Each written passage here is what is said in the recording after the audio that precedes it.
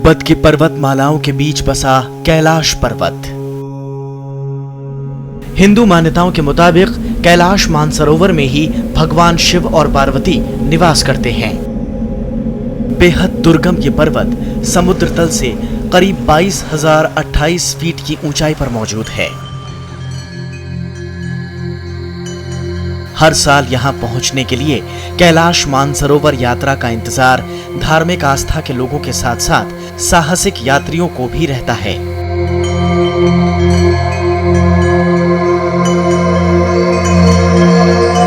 दिलचस्प भौगोलिक स्थिति के कारण कैलाश मानसरोवर की यात्रा बेहद रोमांचक हो जाती है। इस बार की यात्रा में राज्यसभा टीवी के हमारे सहयोगी प्रशांत कर्माकर भी शामिल हुए। प्रशांत कर्माकर ने अपने कैमरे की आंख से इस यात्रा के रोमांच को महसूस किया। कैलाश मानसरोवर जाने के लिए यूं तो कई रास्ते हैं, लेकिन भारत में उत्तराखंड के कुमाऊं से यात्रा की शुरुआत होती है। यात्रा के लिए हर साल भारत सरकार का विदेश मंत्रालय नागरिकों से आवेदन मांगता है। श्रद्धालुओं का लकी ड्रॉ निकाला जाता है और चुने हुए लोगों को यात्रा की अनुमति मिलती है। विदेश मंत्रालय के जरूरी दिशा निर्देश, कागजातों की जांच और डॉक्टरी जांच की प्रक्रिया में करीब 3 दिन का वक्त लग जाता है। कैलाश मानसरोवर की यात्रा काफी कठिन है।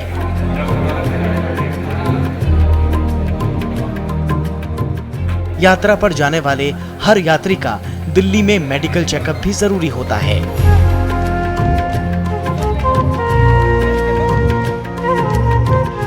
जहां साथ जाने वाले कई अनजान चेहरों से मुलाकात हुई।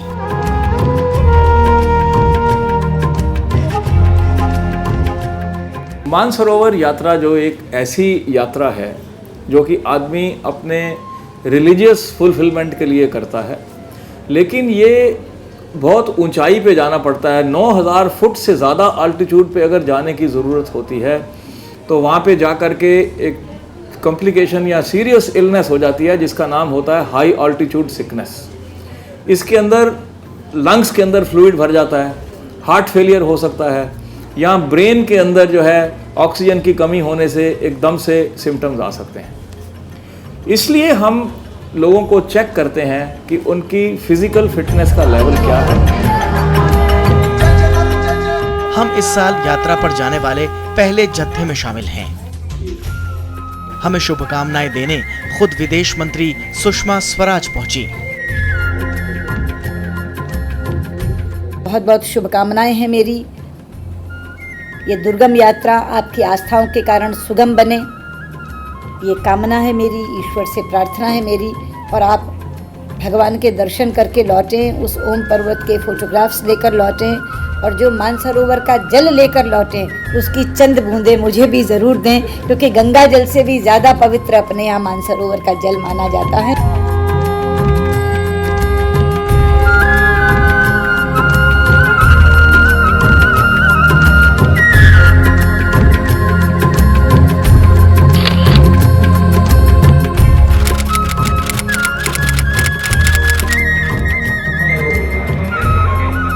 जरूरी कार्रवाई के बाद अब बारी है यात्रा के लिए रवानगी की।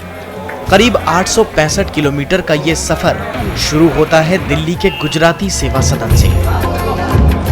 सुबह 6 बजे दिल्ली में बस से रवानगी से पहले ही एक दूसरे से जान पहचान का सिलसिला शुरू हो जाता है। उसके बाद हम निकल पड़ते हैं काठगोदाम के लिए। दिल में कैलाश पहुंचने के रोमांच ने कई लोगों को रास्ते में ही झूमने पर मजबूर कर दिया। बस के अंदर ही लोग झूमते गाते आगे बढ़ रहे हैं। देश के कोने कोने से आए लोग सफर के कुछ ही मिनटों में अनजान चेहरों से गहरे दोस्तों में बदल जाते हैं।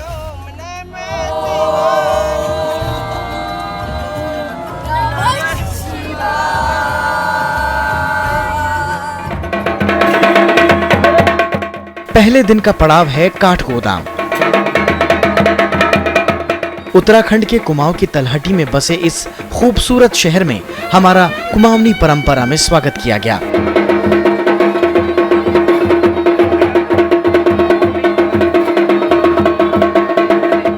पहले काठगोदाम से ही पैदल यात्रा की शुरुआत होती थी, लेकिन अब यहाँ से छोटी गाड़ियों में आगे का सफर तय होता है।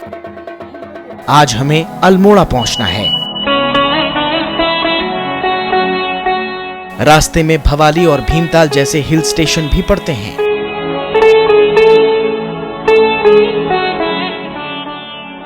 बीच बीच में जलते जंगल प्रकृति के दोहन की कहानी बयां करते हैं।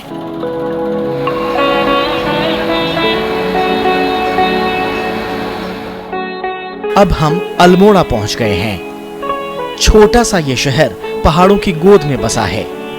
अल्मोड़ा की खूबसूरती ने दिल्ली से यहां तक के सफर की सारी थकान मिटा दी है। आज रात हम अल्मोड़ा में ही रुकेंगे।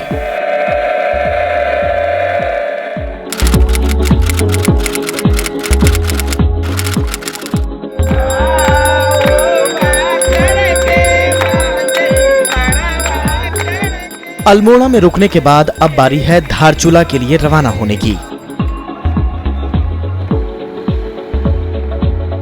कई गाड़ियों में हमारा जत्था पहाड़ी रास्ते और कठिन मोड़ों से गुजरता हुआ आगे बढ़ रहा है। रास्ते में पड़ने वाले कई मठ मंदिरों के आगे आस्थावान शीश झुकाना नहीं भूलते।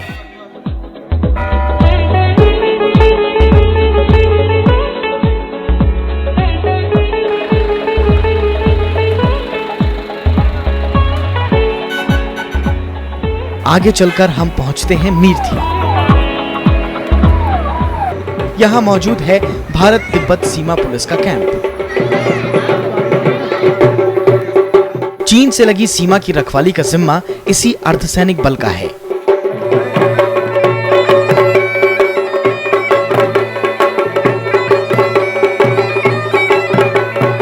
आईटीबीपी के अधिकारियों ने हमें यहां जरूरी जानकारी देने के लिए रोका। इन सभी पोस्टों पे डीएसपी की कॉल है। दिल्ली से चलने के बाद ये पहला मौका है जब हम सब ने ग्रुप फोटो खिंचवाया है।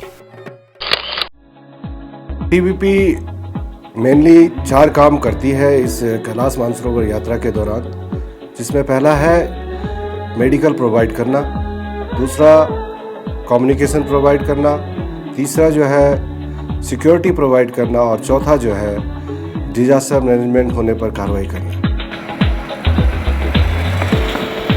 मीरथी से हम आगे निकल चुके हैं।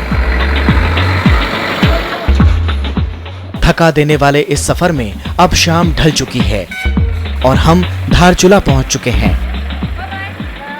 धारचूला नेपाल और तिब्बत की सीमा से सटा इलाका है।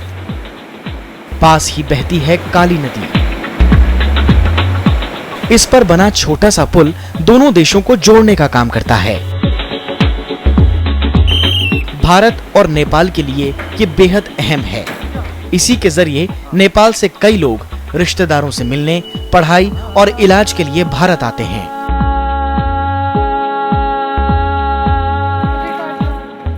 नेपाल और भारत का संबंध तो सही रहा है। सामान भी और भारत में सस्ता भी मिलता है। हम लोगों को बहुत फायदा आता है। तो अच्छा है, भारत ने हमको लिए न तो वीसा बना दिया है न कुछ कर दिया। आनंद से जाते रहो आते रहो और समस्या नहीं आती है। धारचूला में स्थानीय प्रशासन के लोग हमारे स्वागत के लिए खड़े हैं। यहाँ हमारा गर्मजोशी से स्वागत किया गया।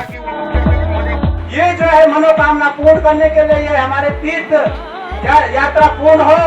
KMVN यानी कुमाऊं मंडल विकास निगम के रेस्ट हाउस में अपना सामान जमा करने को कहा गया है। यहाँ पर हर यात्री के सामान का वजन होगा। 25 किलो से ज्यादा सामान होने पर KMVN अतिरिक्त शुल्क लेता है। यात्रा का दूसरा दिन अब ढल चुका है। आज हमें धारचूला में ही रुकना है।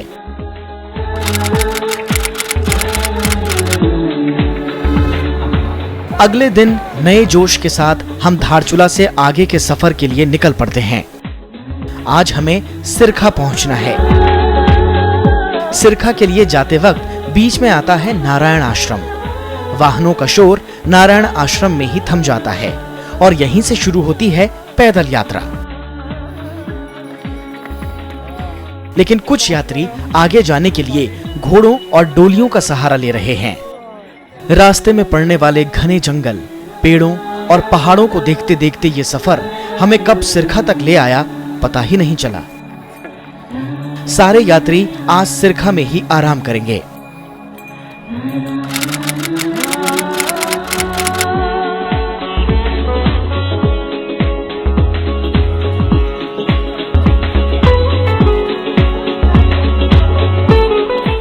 सिरखा में अगली सुबह पहाड़ों के बीच से निकलते सूरज ने सबका मन मोह लिया। सब में नई ताजगी भर आई है और हम निकल पड़े हैं गाला के लिए। ये रास्ता आसान नहीं है, जगह जगह पर उतार चढ़ाव के रास्तों से गुजरना पड़ता है। यात्रियों को रास्ता दिखाने का काम स्थानीय लोग ही करते हैं।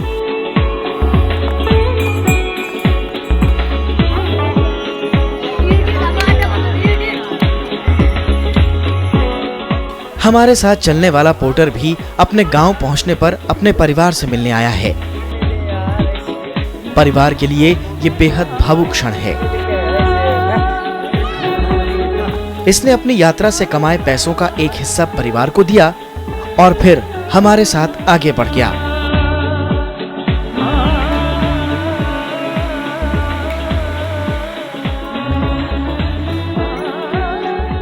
रास्ते में कई जगह बेहद मिलनसार स्थानीय लोगों से भी मुलाकात होती है। इन लोगों ने जगह जगह हम लोगों के लिए नाश्ते का इंतजाम कर रखा है। कैलाश यात्रा स्थानीय लोगों के लिए रोजी रोटी का जरिया होने के साथ ही सालों से इनकी संस्कृति का अहम हिस्सा और प्रतीक भी है।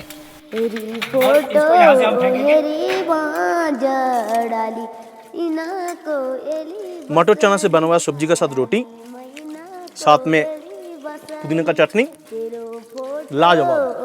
बलनी लगाना ओ निरूरे ए फौजे को नुकानू रे तेरो माया दिल भीतर मैं लगू चदाद तेरो माया दिल भीतर मैं। हमारे लिए ये यात्रा पहाड़ी संस्कृति और भाषा के साथ साथ स्थानीय वनस्पति से रूबरू होने का मौका भी है। महला टूट जा रे तेरो माया दिल भीतर मैं लगू चदाद तेरो माया दिल भीतर मैं लगू चदाद। बेहद दुर्लभ नागमणि के फूलों की सुंदरता देखते ही यात्री इनकी ओर आकर्षित हो जाते हैं। टूट जा रे बलनी लगाना ओ निरूरे ए फौजे को नुकानू रे तेरो माया दिल भीतर। ऐसा ही एक और पौधा है बिच्छू घास।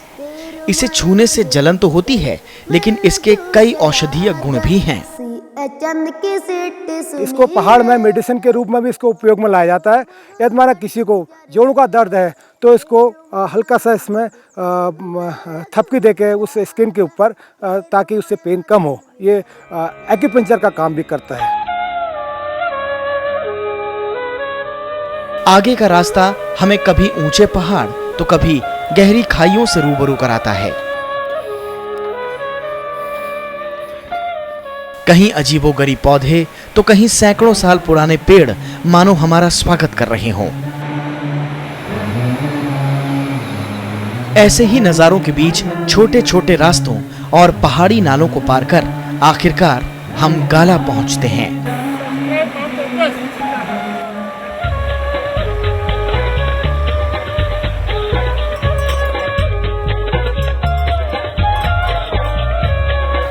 गाला में एक बार फिर सुरक्षा बलों ने हमारा स्वागत किया। आगे जाने के लिए जरूरी दिशा निर्देश भी समय समय पर जरूरी हैं। हाई एल्टीट्यूड में कान बंद होने लगते हैं, ठीक है। जिनके जूते थोड़े बड़े हैं तो डबल सॉक्स लगाइए और इनर सॉक्स बिल्कुल प्योर कॉटन का होना चाहिए। गाला आते आते यात्रियों के मन में बुनियादी सुविधाओं से जुड़े कुछ सवाल उठने लगते हैं। सही तरीका क्या है अपना और दूसरों का बचाव करने का? हर यात्री की देखभाल और सबको साथ लेकर चलने की जिम्मेदारी लाइजनिंग ऑफिसर की है। ठीक है, रोकने को किसी को बोलना है, ग्रुप को पूरा रुकने के लिए।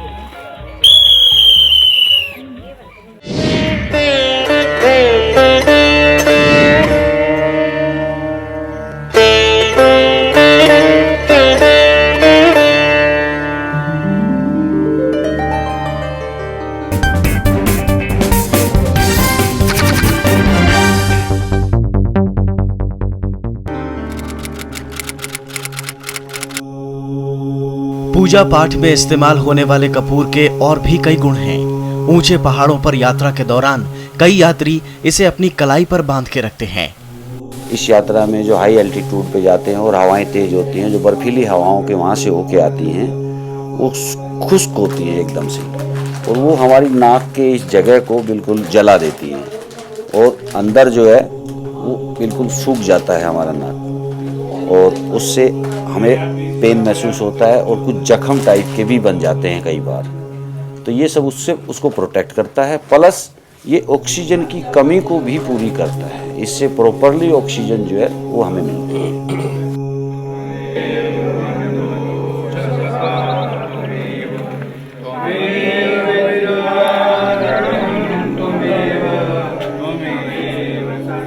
गाला में रात्रि विश्राम के बाद सुबह 5 बजे यात्रा अगले पड़ाव यानी बूधी के लिए शुरू होती है। कुछ यात्रियों के चेहरे पर अब ये जानकर शिकन उभर आई है कि आगे 4444 सीढ़ियां उतरनी हैं। इस खतरनाक ढलान पर खच्चरों पर बैठकर उतरना और भी खतरनाक है।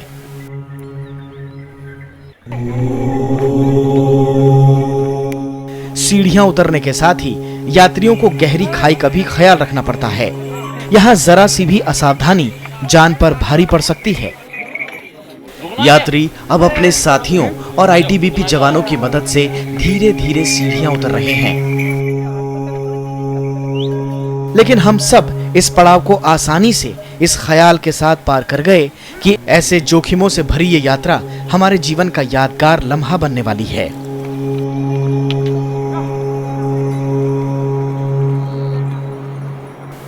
संकरे रास्ते और गहरी खाइयों पर चलते वक्त जरा सी भी चूक जानलेवा साबित हो सकती है।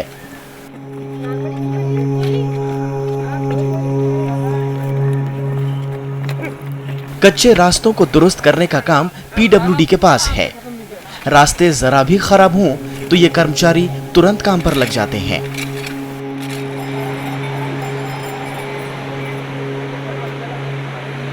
कई किलोमीटर की पैदल यात्रा के बाद आता है लखनपुर पड़ाव। गाला से बुद्धि की तरफ जा रहे हैं। एक मुश्किल कठिन सीढ़ियां जो है 4444 सीढ़ियां सब यात्रियों ने उतर लिया है। खान डेरा में रुके हैं, अच्छे से भोजन करेंगे फिर आगे निकलेंगे। ओम नमः शिवाय।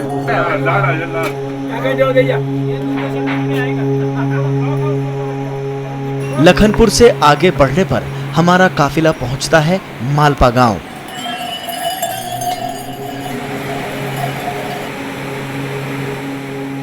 उन्नीस 1998 में मालपा में ही इस यात्रा का सबसे बड़ा हादसा हुआ था।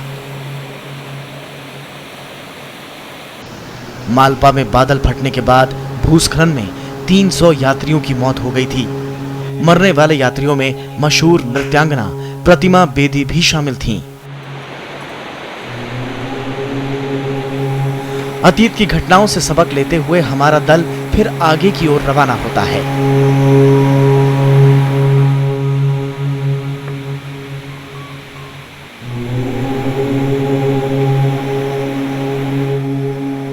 रास्ते में पड़ने वाले प्राकृतिक झरने थकाकर चूर कर देने वाली यात्रा को सुगम बना रहे हैं। इस पूरे रास्ते हमारे साथ एक और हमसफर है और वो है काली नदी।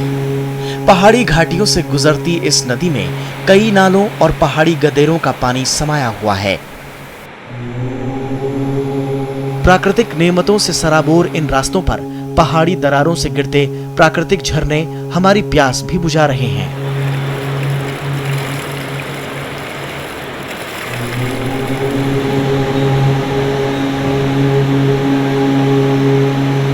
अपने अगले पड़ाव बुधी हम शाम ढलने से पहले ही पहुंच गए हैं।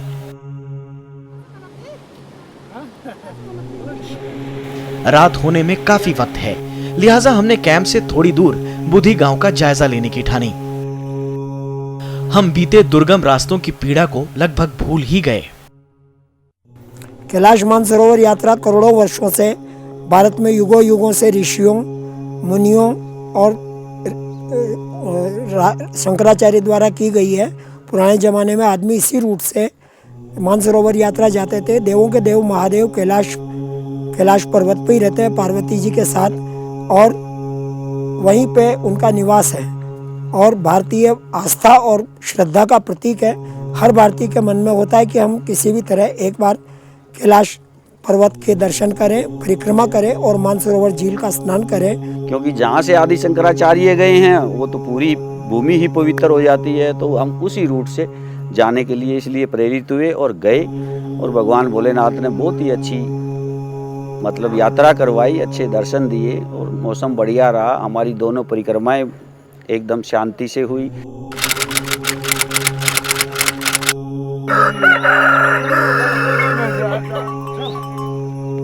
अगली सुबह हमें गुंजी के लिए रवाना होना है।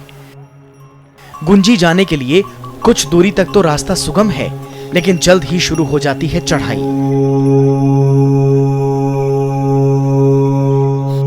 करीब 3 किलोमीटर की चढ़ाई के बाद छियालेक घाटी आती है। इस घाटी का नजारा वाकई मन को मोह लेने वाला है।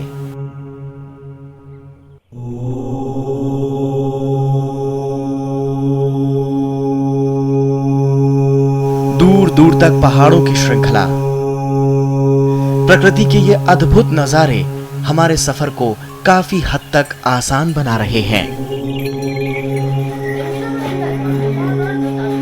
यहाँ नाश्ता और कुछ देर आराम करने के बाद हम आगे बढ़ गए हैं। छियालेक घाटी पार करने के बाद अब ये चेक पोस्ट आता है। इस चेक पोस्ट पर हमें अपना पासपोर्ट दिखाना है। बहुत शुक्रिया भैया। पहचान की कार्रवाई पूरी होने के बाद हम तेजी से आगे बढ़ते हैं। 2 किलोमीटर कच्चे रास्ते का सफर तय करने के बाद आता है ग्राबयांग गांव। ग्राबयांग गांव को धंसते हुए गांव यानी सिंकिंग विलेज के नाम से जाना जाता है। ये गांव 300 से 400 साल पुराना है। प्राकृतिक सुंदरता और पौराणिक कला के नायाब नमूने ग्राबयांग के सभी घर पत्थर के बने हैं। घरों में लगी पत्थर की दीवारों पर नक्काशी उकेरी गई है। ये नक्काशी आसपास के गांवों के शिल्पियों ने ही बनाई है।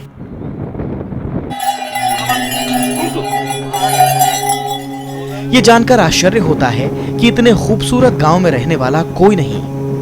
पूछने पर पता चलता है कि यह गांव लगातार धंस रहा है और कभी भी किसी बड़े हादसे का गवाह बन सकता है। किसी अनहोनी की आशंका से लोग अपने घरों को छोड़कर कहीं और जा बसे हैं। ये गांव 1962 में भारत चीन युद्ध से पहले व्यापार का एक अहम केंद्र भी था, लेकिन आज यहाँ के रास्ते सूने हैं। ग्राबयांग गांव की यादें लिए हम आगे बढ़ गए हैं। आगे एक और चेक पोस्ट है। यहाँ पर स्थानीय लोग हम लोगों से मिलने की उत्सुकता छिपा नहीं पा रहे हैं। शायद इसीलिए वो बातों बातों में अपनी परेशानियां साझा करने में असहज नहीं दिखते। फिलहाल वक्त है आगे बढ़ने का।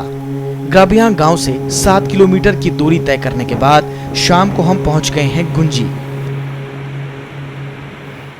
गुंजी में हमें 2 दिन बिताने हैं।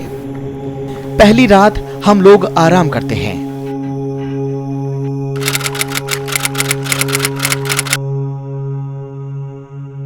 अगली सुबह से मेडिकल चेकअप शुरू हो जाता है। ये चेकअप दिन भर चलता है। आगे रास्ता और भी दुर्गम है, लिहाजा डॉक्टर बड़ी ही बारीकी से हर यात्री का चेकअप कर रहे हैं। इस बीच बाकी यात्री रास्ते के अनुभवों को आपस में साझा करने में मशगूल हैं। ITBP, as you know, is a border guarding force in the Indo-Tibetan border, and in its capacity as the border guarding force, we provide security to the yatris from our post Gunji to Lipulek Pass. In addition, we also provide medical checkup. We carry out medical checkup of the yatris at New Delhi as well as in the high altitude at the Gunji camp. We also provide a liaison officer of the rank of commandant. ITBP के officer आगे की जरूरी briefing करना नहीं भूलते। जवानों की प्रेरणा पर हिमालय को बचाने के संकल्प के साथ यात्री पेड़ भी लगाते हैं।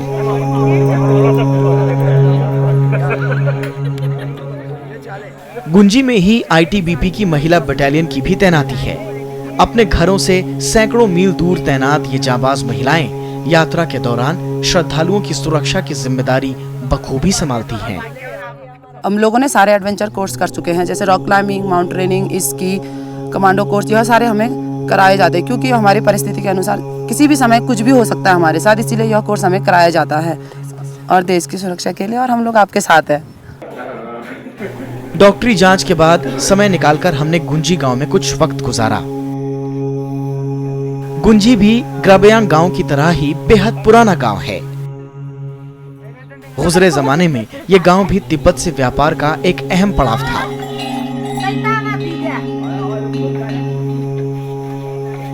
अतिथि सत्कार पहाड़ी लोगों की संस्कृति का अहम हिस्सा है। हमें देखते ही गांव के लोग बड़ी ही आत्मीयता से अपने घर बुलाकर हमें चाय नाश्ता कराते हैं। इन्होंने हमें बताया कि यात्रियों की सेवा करना इनकी आदत सी बन गई है।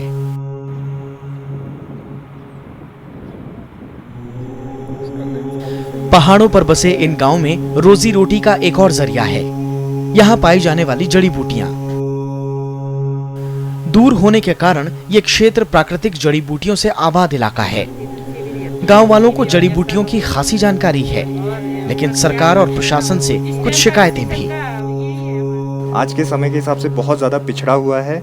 मैं चाहता हूं कि इस गांव का कुछ विकास हो, यहाँ पे स्कूल खुले, सरकार ध्यान दे। सरकार बहुत सारी योजनाएं लाती है, लेकिन हमारे गांव तक पहुँचती नहीं। यहाँ सरकार की ओर से घरों में सौर ऊर्जा की व्यवस्था की गई है। जगह जगह सड़कें दुरुस्त करने का काम भी चल रहा है, इस उम्मीद में कि समय के साथ इन लोगों के जीवन स्तर में सुधार आएगा। हम अपने शिविर लौट आए।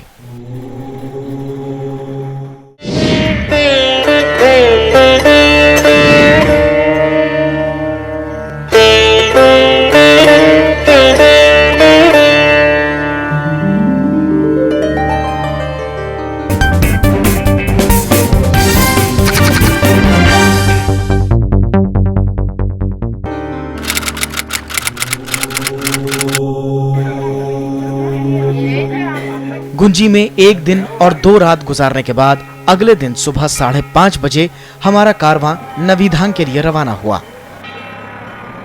खूबसूरत रास्तों से गुजरकर कुछ ही दूर के सफर के बाद हमें दिखा काला पानी। गुंजी से काला पानी की दूरी 9 किलोमीटर है। यात्रा में बुरी तरह से थके हुए और बुजुर्ग यात्रियों के लिए आईटीबीपी ने यहाँ 2 छोटे मिलिट्री ट्रकों की व्यवस्था की है। काला पानी ही काली नदी का उद्गम स्थल है। यहीं से वेदव्यास गुफा भी दिखाई पड़ती है। पौराणिक काल में ग्रंथों को लिखे जाने में इस्तेमाल भोजपत्र के जंगल का नजारा भी काला पानी से दिखाई देता है।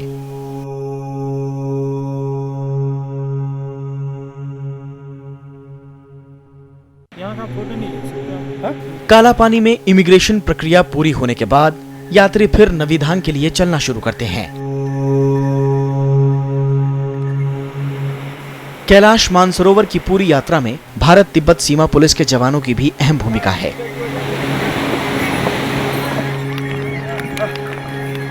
हर पड़ाव पर ये जाबाज यात्रियों की कड़ी निगरानी तो रखते ही हैं, साथ में उनकी सेवा भी करते हैं। हमारा कारवां 2 किलोमीटर सफर तय करने के बाद घाटी में नष्ट हो चुके बौद्ध स्थल के पास रुकता है।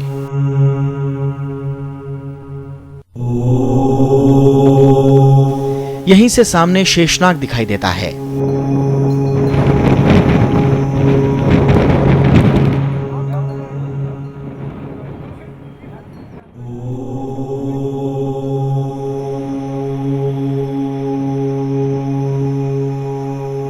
काफी लंबी पैदल यात्रा के बाद यात्रियों ने यहीं कुछ देर आराम किया।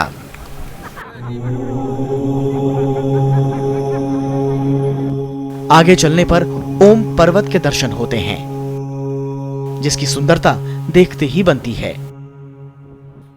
इस पूरी यात्रा में ओम पर्वत सिर्फ इसी मार्ग की यात्रा में ही देखा जा सकता है। ओम पर्वत को देखकर ऐसा लगता है मानो किसी ने पहाड़ पर चढ़कर उसे तराशा हो।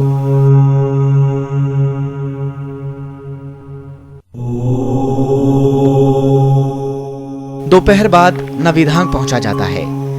इस यात्रा में KMVN का सहयोग भुलाया नहीं जा सकता।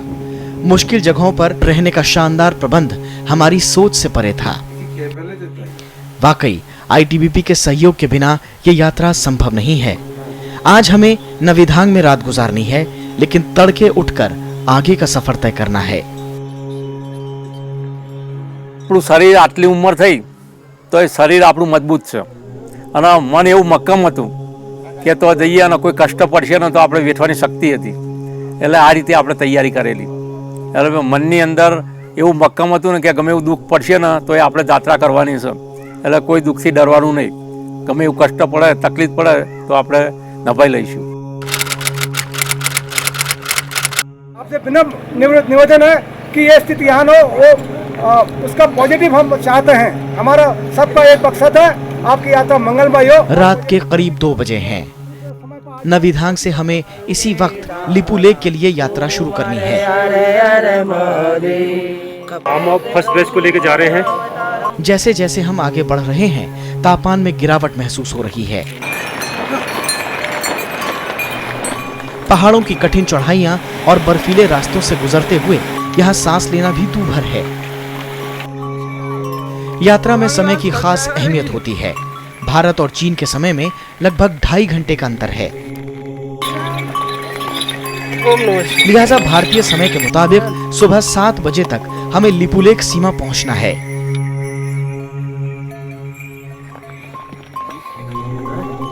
अगर थोड़ी सी भी देर हुई तो तेज धूप से बर्फ पिघलनी शुरू हो जाएगी। साथ ही तेज हवाओं के थपेड़े इस दर्रे के रास्ते को और खतरनाक कर देते हैं। काफी देर पैदल चलने के बाद आखिरकार अब हम लोग लिपुलेख पहुंच गए हैं।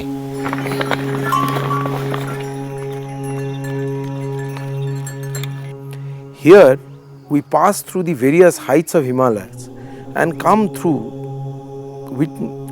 the flora and the fauna, which is now practically unknown to the modern world. We have come across various flowers which we haven't seen before. अब हम चीन के अधिकारियों के हवाले कर दिए गए हैं। लिपुलेख दर्रा 16,640 फीट की ऊंचाई पर है। यहाँ पहुँचने के साथ ही भारतीय सीमा भी खत्म हो गई है। लिपुलेख में ही सबसे पहले हमारे पासपोर्ट की जांच हुई। इस बीच हमारे कुछ साथी कठिन रास्तों की चढ़ाई नहीं सह पाए और ऑक्सीजन की कमी से उन्हें सांस लेने में तकलीफ महसूस हुई। हम बर्फीले रास्ते पर आगे बढ़ गए हैं। बर्फ में 2 किलोमीटर चलने के बाद हमारे लिए बस का इंतजाम है, लेकिन उससे पहले हमारा चीनी लोगों की तरफ से शानदार स्वागत किया गया। बस पर सवार होकर हम तिब्बत के पठारों की सैर कर रहे हैं। बस का सफर चीन के सीमावर्ती शहर तकलाकोट में खत्म होता है। आगे बढ़ने पर हम लोग बुरांग नाम के कस्बे में पहुंच गए हैं। ये शहर भारत और चीन के बीच व्यापार का एक अहम केंद्र है। आज की रात हम लोग बुरांग में ही गुजारेंगे।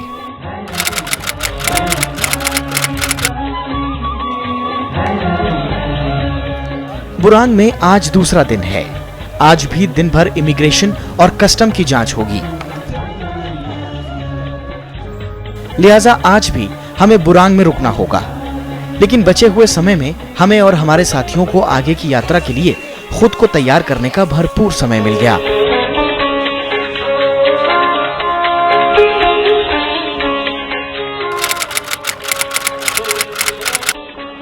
बुरांग में रात गुजारने के बाद सुबह सुबह तकलाकोट से 140 किलोमीटर दूर दार्जिलिंग के लिए यात्रा शुरू होती है।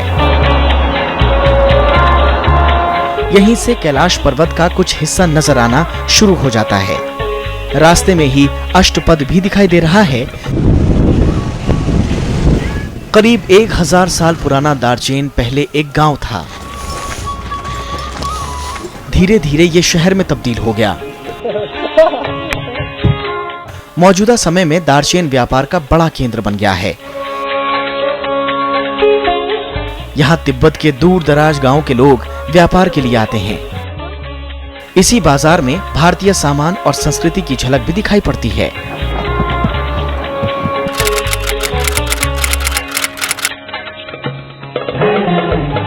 दार्चेन को कैलाश परिक्रमा का बेस कैंप भी कहा जाता है। आज सुबह से कैलाश की परिक्रमा शुरू हो गई है। ये परिक्रमा 54 किलोमीटर की होती है।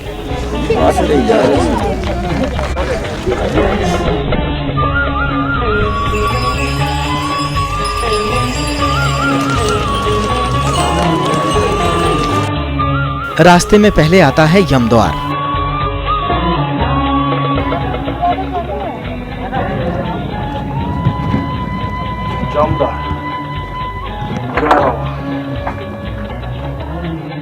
इसे स्थानीय लोग तारपूजा कहते हैं। यहीं से कैलाश पर्वत के लिए पैदल परिक्रमा शुरू होती है।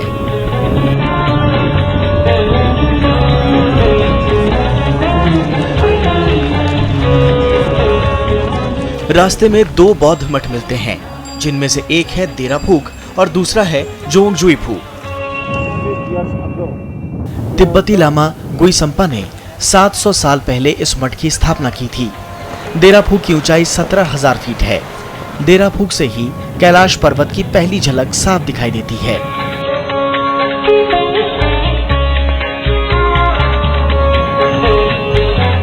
आस्थावान लोगों ने यहीं से कैलाश की पूजा अर्चना भी शुरू कर दी है।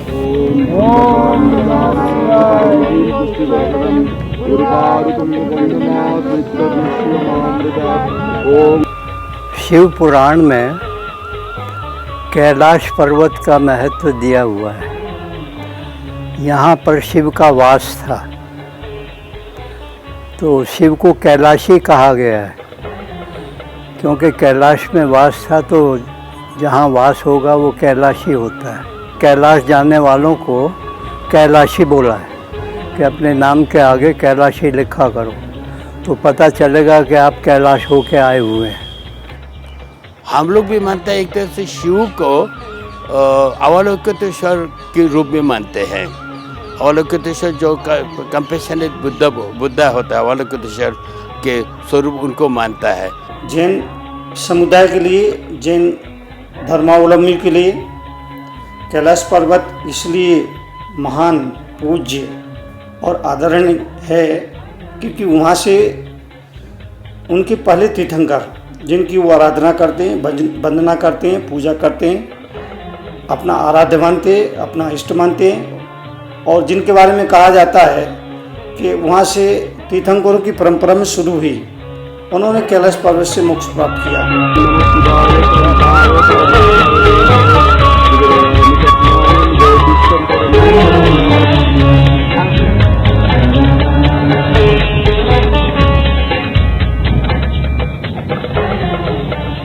The 20 days, I can say that at least when we were there near with Baba, we feel that peacefulness in the mind. Whole body will be become light, and even now I am feeling the same kind of vibrations in my body. So that feeling will be there entire our life. Whenever even though we become old. Kailash Mansarovar जो जगह है, ये एक तरह से तपोभूमि या सृष्टि को चलाने वाला एक बिंदु है, जहाँ से ऊर्जा की उत्पत्ति होती है।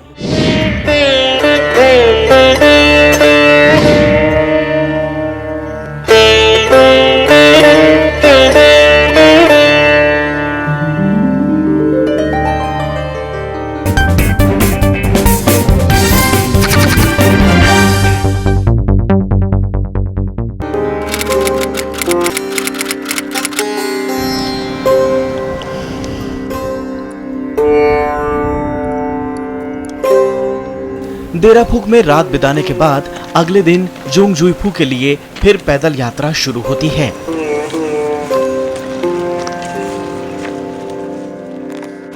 इस यात्रा के दौरान 1900 फीट से ज्यादा चढ़ाई करनी पड़ती है। इसी दौरान हमें सबसे खतरनाक डोलमा दर्रे से भी गुजरना पड़ता है। डोलमा पहुंचने का रास्ता 60 से 70 फुट लंबा है, जो पत्थरों से बना है।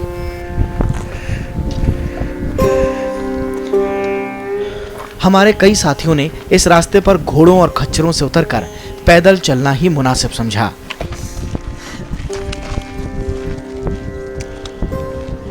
यहाँ मौजूद एक विशाल पत्थर को लोग गौरी यानी पार्वती का स्थान मानकर पूजा करते हैं।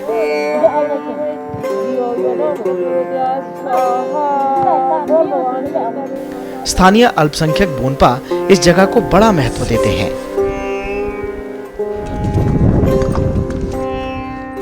कुछ किलोमीटर चलने के बाद 20 से 30 फुट नीचे दिखाई देता है गौरी कुंड।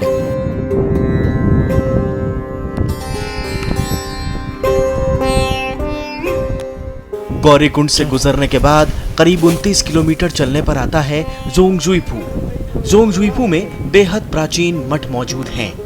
इन मठों को देखते ही मन को शांति मिलती है।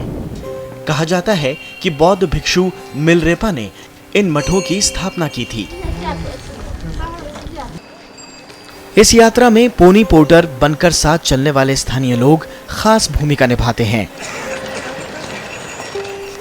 दूर दराज के गांव से आने वाले ये लोग खेती की जमीन नहीं होने के चलते इसी तरह की यात्रा से जीवन बसर करते हैं।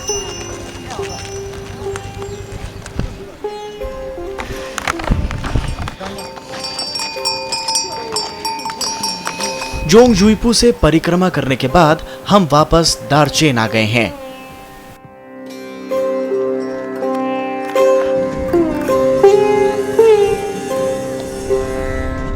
कैलाश परिक्रमा के बाद मानसरोवर परिक्रमा शुरू होती है। मानसरोवर के चारों ओर कई मठ हैं। उसमें सेरलांग और गुस्टक मठ मशहूर हैं। हालांकि इन मठों के अब अवशेष ही बचे हैं।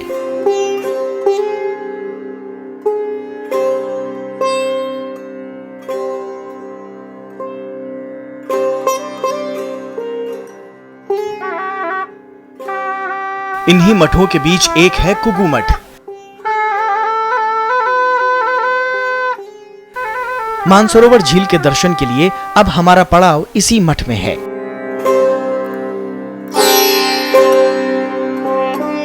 ये मठ बौद्ध धर्म की संस्कृति और चित्रकला का अनोखा नमूना है।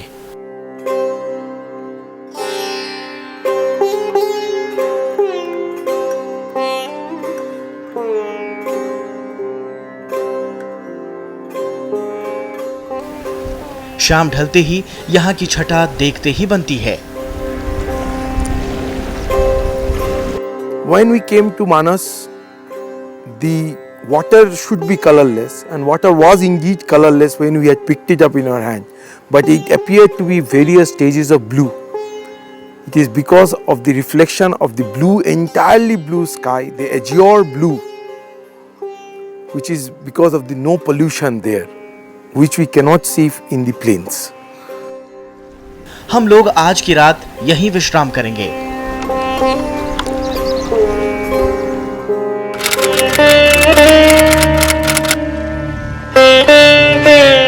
कुगू मठ की सुबह काफी अलौकिक है।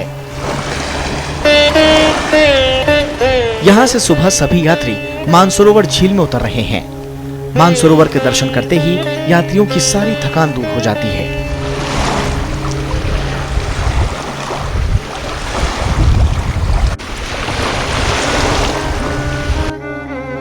स्नान करने के बाद फिर पूजा अर्चना शुरू होती है।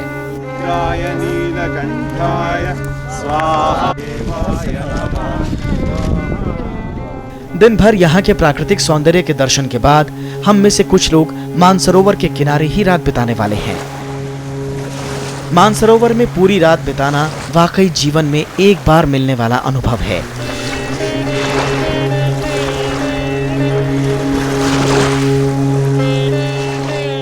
शिव की परिक्रमा कभी भी पूरी नहीं होती है, मतलब चक्कर पूरा चक्कर नहीं लगता है।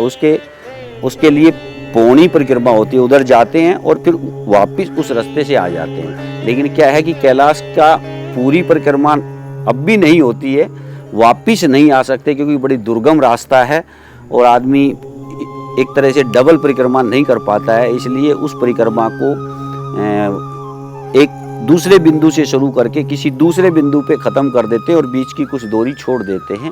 जिस जगह हम शिव मंदिर में जाते हैं तो इसी तरह शिवलिंग की पूरी परिक्रमा नहीं होती, लेकिन मानस की परिक्रमा पूरी होती है, क्योंकि वो जल स्रोत बिंदु है और यहाँ सभी देवता लोग स्नान करते हैं भगवान शिव और पार्वती के बाद। इसलिए हम ये मान के चलते हैं कि हमने मानस की परिक्रमा करने के संबंध से सभी देवताओं की परिक्रमा पूर्ण कर ली है।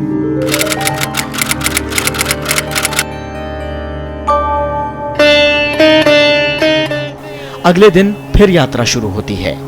आगे दिखाई देता है चिऊ मठ। ऐसा कहा जाता है कि 18वीं शताब्दी में यहाँ तिब्बती लामा पद्मसंभवा ने 7 दिन बिताए थे। उन्होंने तिब्बत में बौद्ध धर्म के प्रचार प्रसार में महत्वपूर्ण भूमिका निभाई। इसी मठ से दिखाई देती है सियूचू नदी। यही नदी मानसरोवर और राक्षस ताल को जोड़ती है। माना जाता है कि राक्षस ताल के किनारे ही रावण ने भगवान शिव की कठिन तपस्या की थी। स्थानीय लोग मानते हैं कि राक्षस ताल का पानी कभी नहीं पीना चाहिए। राक्षस ताल में ही मानसरोवर परिक्रमा खत्म होती है। कैलाश तक पहुंचने के अद्भुत और अलौकिक अनुभवों को मन में संजोए अब हमें लौटना है।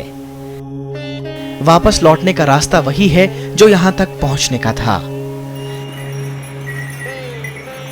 वापसी में हर यात्री के जहन में कैलाश की यादें हैं।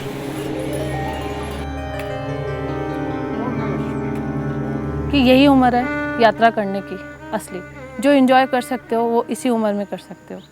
आपको आगे और चांस मिलेंगे कि आप जा सकोगे। एक उम्र में आके सिर्फ आप एक बार ही जा सकते हो। अब ये स्टार्ट करोगे तो 3-4 बार और भी जाके आओगे। जो 5 पर्वत है ना, उनको भी आप देख सकते हो। अगर आपने फुल कैलाश किया है, फिर आपको इच्छा होगी आधी कैलाश की, फिर आपको दूसरी की भी होगी, ऐसे आपको इच्छा होगी। जैसे अब मैं होके तो मुझे अब दूसरे पर्वत की कैलाश की इच्छा होने लग गई कि मैं उसके भी दर्शन करके आऊँ। अगर मैं ये नहीं देखती तो मुझे पता नहीं चलता कि 5 पर्वत और हैं। Doing parikrama of Kailash is our great dream, and I wanted to do the parikrama walking all round, which I was able to achieve. God's grace. Oh, it was a wonderful experience, and I'm also very fond of trekking. The whole yatra to me looks like a trekker's paradise. Oh, each and every step of ours we have enjoyed.